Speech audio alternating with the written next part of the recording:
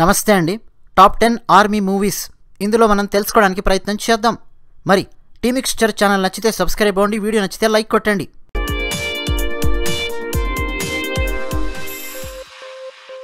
10వ స్థానంలో నేను దీవార్ సినిమాను పెడతాను. పాత దీవార్ కాదు, కొత్త దీవార్ అని చెప్పాలి. అమితాబ్ బచ్చన్ గారు, అక్షయ్ ఖన్నా, కేకే మీనన్, అలాగే సంజయ్ దత్ వీళ్ళందరూ నటించారు. కేకే మీనన్ పాత్ర చాలా జాగ్రత్తగా పరిశీలిస్తే పాకిస్తాన్ ఆర్మీ అధికారులు మన భారతీయ ఆర్మీ అధికారులతో, భారతీయ సైనికులతో ఏ విధంగా ప్రవర్తిస్తారు అన్నది మనకు స్పష్టంగా అర్థమైపోతుంది. భారతదేశానికి చెందిన దాదాపు 30 మంది సైనికులు అలాగే ఆర్మీ అధికారులు పాకిస్తాన్ వాళ్లకు చిక్కుతారు. 33 సంవత్సరాల పాటు పాకిస్తాన్లో ఉన్నటువంటి జైళ్లలో పడి మగ్గుతూ ఉంటారు. వాళ్ళక్కడున్నారన్న విషయం తెలుసుకొని భారతదేశం నుంచి అమితాబ్ బచ్చన్ గారి కుమారుడు, ఆయన పాత్ర అక్షయ్ ఖన్నా వేశాడు. ఆయన పాకిస్తాన్కి వెళ్ళి ఆ 30 మంది సైనికులను విడిపించి ఎలా భారతదేశానికి తీసుకొచ్చాడు అన్నదే సూక్ష్మంగా చెప్పాలంటే కథ. ఇందులో కేకే మీనన్ పాత్ర, అలాగే పర్ఫెక్ట్ టైమింగ్లో ఎంటర్ అయ్యే సంజయ్ దత్ పాత్ర. సో ఈ సినిమా మీరు ఖచ్చితంగా చూడండి. మన భారతీయ సైనికులు పాకిస్తాన్ వాళ్లకు దొరికితే ఎలా చిత్రహింసలు పెట్టారు, అక్కడి నుంచి ఎలా తప్పించుకొని రావడానికి ప్రయత్నం చేశారు అన్నది ఈ సినిమా. టాప్ 9 దాదాపు ఇలాంటి కథాంశంతోనే తెరకెక్కినటువంటి సినిమా 1971. ఈ సినిమా భారతదేశానికి పాకిస్తాన్కు మధ్య 1971లో జరిగిన యుద్ధం తాలూకు సినిమా. అయితే ఈ సినిమాకు నేను ఇంతకుముందు చెప్పిన దీవార్ సినిమాకు మధ్య తేడా ఏంటంటే, దీవార్ సినిమా ఎండింగ్ చూస్తే మనకు చాలా సాటిస్ఫాక్షన్ ఉంటుంది, కడుపు నిండిన ఫీలింగ్ ఉంటుంది. అదే 1971 సినిమాను చిట్ట చివరగా ట్రాజడీగా ముగించాడు. మన భారతీయ సైనికులు పాకిస్తాన్ వాళ్ల చేతుల్లో చిక్కి చిత్రహింసలు అనుభవిస్తూ అక్కడి నుంచి తప్పించుకోవడానికి ఎన్ని రకాలుగా ప్రయత్నం చేశారు, ఎలా ప్రయత్నం చేశారన్నది పూర్తిగా సినిమాలో తీస్తాడు. కానీ చిట్ట చివరగా ఒక్కడంటే ఒక్క భారతీయ సైనికుడు కూడా భారతదేశానికి చేరుకోలేకపోతాడు. అందరూ మధ్యలోనే ఒక్కొక్కరు అమరులైపోతూ ఉంటారు. ఇక చిట్ట చివరి 5 నిమిషాలలో ఆ డైరెక్టర్ చూపించినటువంటి డ్రామాకు ఆ డైరెక్టర్ కనుక దొరికితే వాడిని చితక్కొట్టాలి అన్నంత ఫీలింగ్ అయితే ప్రతి భారతీయుడికి వస్తుంది. కానీ రియలిస్టిక్గా తీసామని చెప్పి అయితే ప్రచారం చేసుకున్నారు సినిమా గురించి. కెమెరా కానీ, అలాగే సినిమాలో తీసినటువంటి కొన్ని స్టంట్స్ కానీ, యాక్షన్ సీక్వెన్సెస్ కానీ చాలా అద్భుతంగా ఉన్నాయి.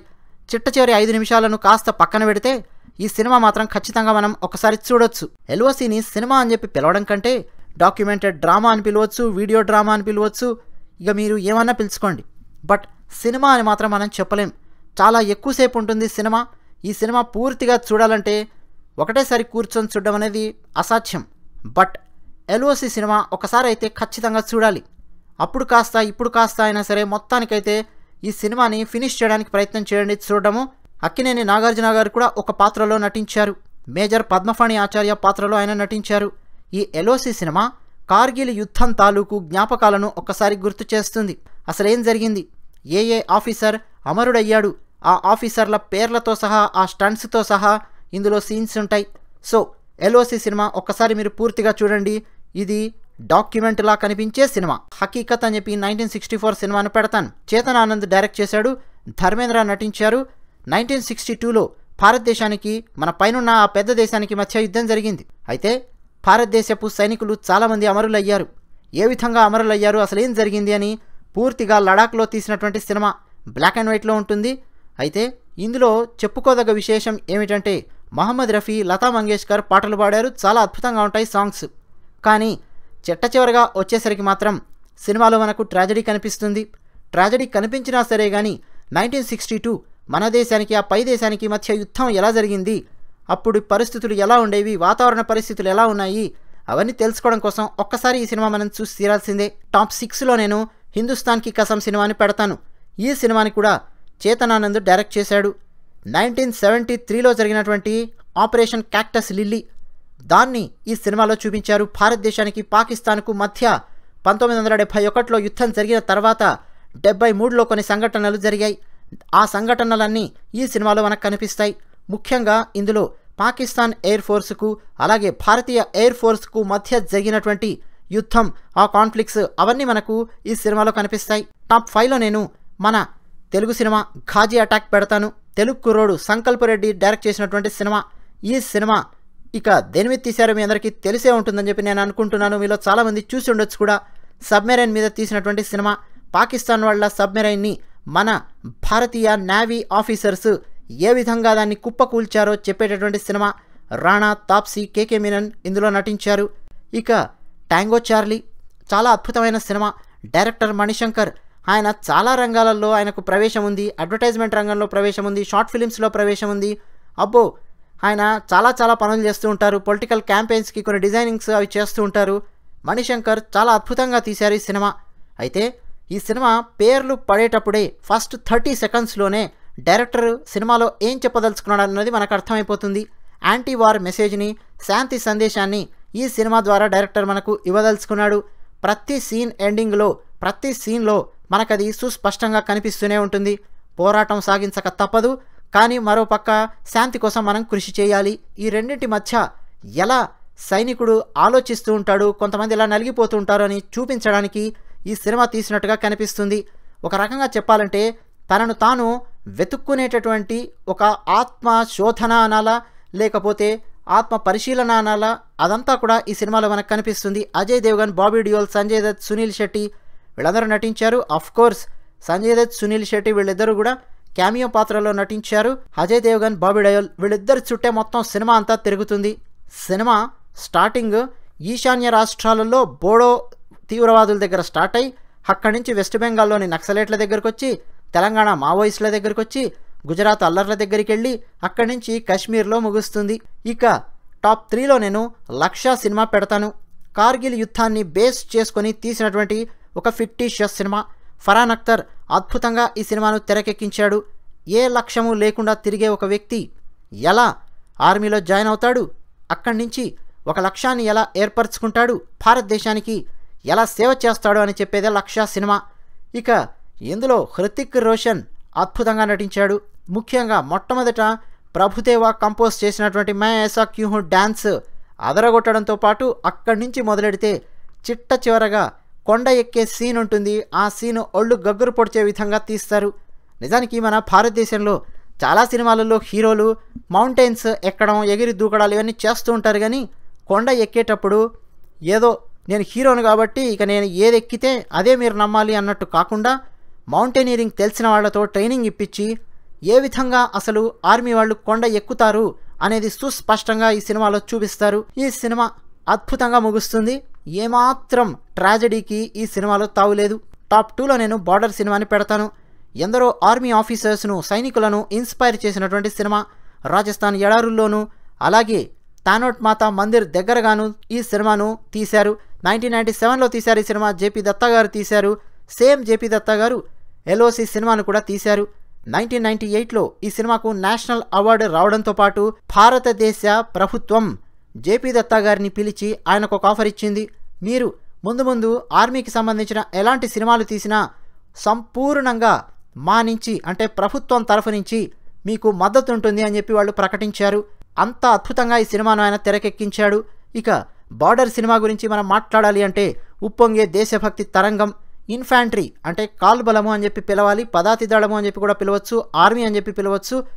ఇన్ఫాంట్రీకి అలాగే ఎయిర్ ఫోర్స్ వాళ్లకు మధ్య కోఆర్డినేషన్ పర్ఫెక్ట్గా ఉంటే ఎలా ఉంటుంది యుద్ధం, కోఆర్డినేషన్ లేకపోతే యుద్ధం ఎలా ఉంటుంది, అలాగే ఎయిర్ ఫోర్స్ అన్నది టైంకు దిగితే ఎలా ఉంటుంది, టైంకు దిగకపోతే ఎలా ఉంటుంది అనేది మనకి ఈ సినిమాలో కనిపిస్తుంది.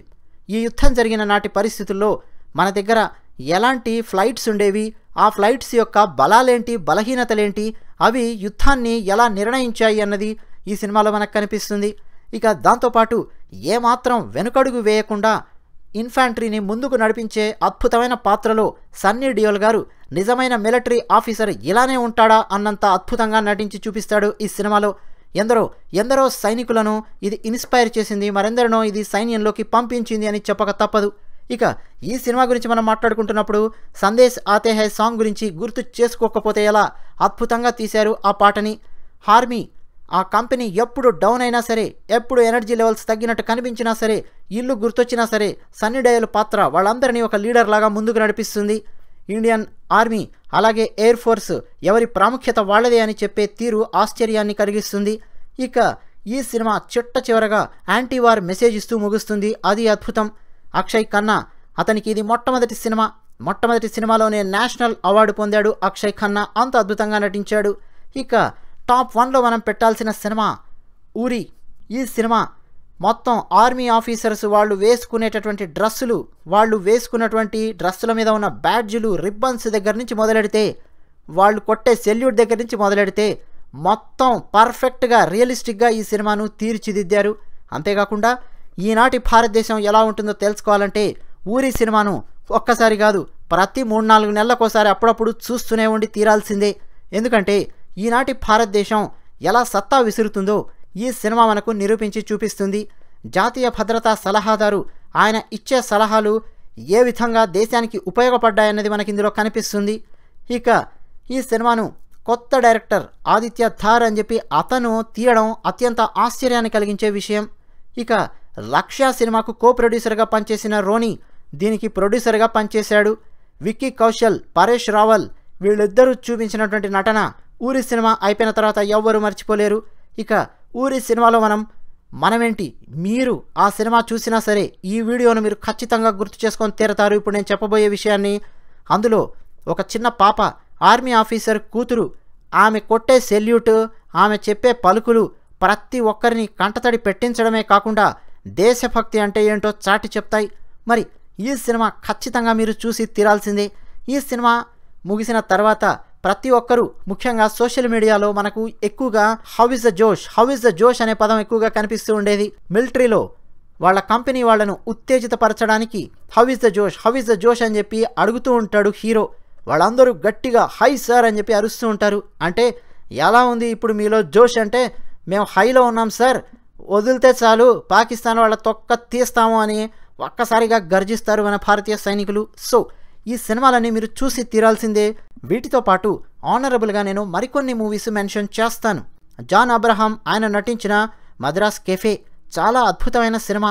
మన భారతీయ ఆర్మీ ఎంత కష్టపడిందో శ్రీలంకలో అదంతా ఇందులో చూపిస్తారు. రాజీవ్ గాంధీ గారికి సంబంధించిన సంఘటన ఈ సినిమాలో మనకు కనిపిస్తుంది. అలాగే మురుగదాస్ తీసినటువంటి తుపాకీ. అయితే ఈ సినిమా ఎంత అద్భుతమైన సినిమా అయినప్పటికీ, మిలిటరీ వాళ్ళను చూపించినప్పటికీ, మళ్ళీ ఇది అక్కడెక్కడో బార్డర్లో స్టార్ట్ అయ్యి మన భారతదేశంలో ఉన్నటువంటి అంతర్గత శత్రువులను పట్టుకోవడంలో ఈ సినిమా ఎక్కువగా నడుస్తుంది. కాబట్టి నేను దీన్ని టాప్ 10 మిలిటరీ మూవీస్లో పెట్టను, మరి వేరే కేటగిరీలో దీన్ని పెట్టాల్సి ఉంటుంది. అలాగే గోవింద నెహ్లాని తీసిన విజేత సినిమా. అప్పట్లో పైలట్స్ ఏ విధంగా నడిపేవాళ్ళు, రియలిస్టిక్ షాట్స్, రియలిస్టిక్ స్టంట్స్ మీరు చూడాలి అనుకుంటే, real fights, real air force వాళ్ళని మొత్తం మీరు చూడాలనుకుంటే విజేత సినిమా మీరు చూసి తీరండి.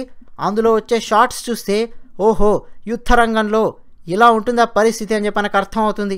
విఎఫ్ఎక్స్ ఉండదు, అనవసరమైన మ్యూజిక్ ఉండదు, అనవసరమైన హంగు ఆర్భాటం ఏమీ ఉండదు. డైరెక్ట్గా రా ఫుటేజ్ ఇందులో కనిపిస్తుంది. అందుకోసమైనా సరే మీరు గోవింద్ నెహ్లాని తీసిన 1982 విజేత సినిమా చూసి తీరాల్సిందే.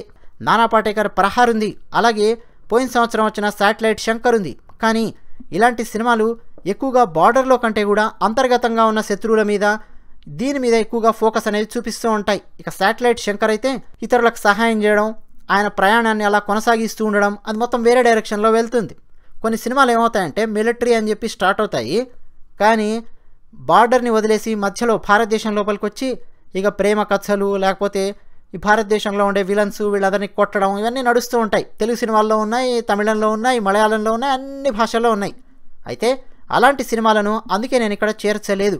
ఇప్పుడు నేను చెప్పిన టాప్ 10 సినిమాలు ఉన్నాయి కదా, మొత్తం పూర్తిగా మిలిటరీకి సంబంధించిన సినిమాలే, భారతీయ మిలిటరీ ఎలా పనిచేస్తుందో చెప్పే సినిమాలే. ఈ సినిమాల్ని మీరు మిస్ అవ్వకండి. వీటిలో ఆల్రెడీ మీరు ఏవైనా సరే సినిమాలు చూసి ఉంటే వాటి గురించి మీరు ఖచ్చితంగా టీమిక్స్చర్ ఛానల్ కామెంట్ సెక్షన్లో రాసి మాతో పంచుకుంటారని చెప్పి ఆశిస్తూ ధన్యవాదాలు.